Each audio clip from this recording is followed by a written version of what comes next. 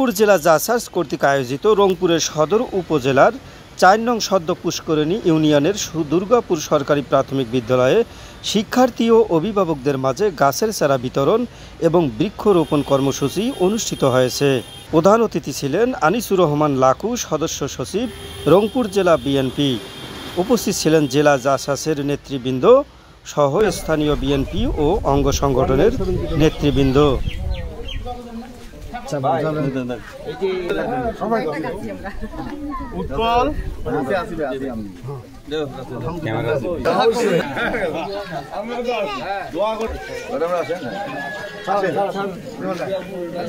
ভাই ওইরকম আকারে আপনাদের জন্য দুটো কথা বলবেন ইনশাআল্লাহ। বিসমিল্লাহির রহমানির রহিম।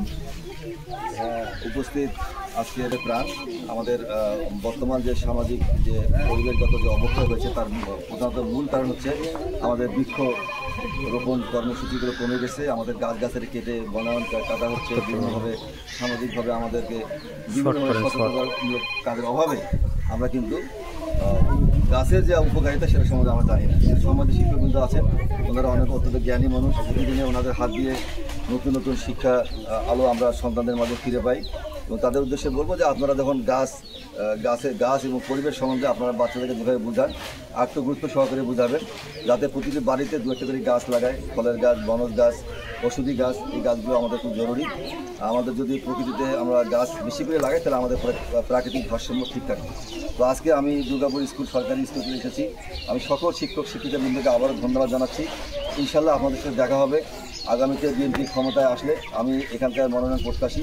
আমি হই না হই, মনোনয়ন পাই না পাই, আমি রংপুর জেলা বিএনপি একজন নেতা হিসেবে আপনাদের পাশে সবসময় থাকছি। ভাই আপনি উদ্বোধন আপনি দেন আগে। না না আপনি যান ভাই, ওখানে লাইনে দিলে লাইনে কোনো লোক বেশি আইছেন না। এখানে দাঁড়াও, এখানে দাঁড়াবে, তুমি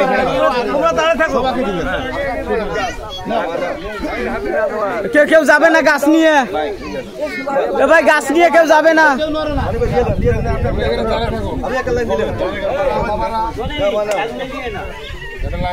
কোথায় করবা?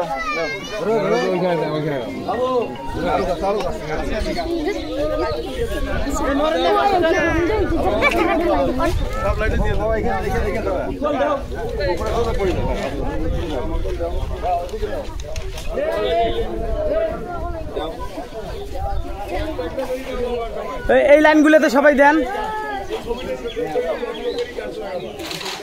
সবাই গাছ লাগাবা, বাসায় গাছ লাগাবা।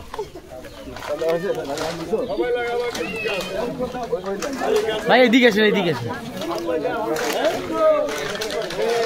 না বাবু না,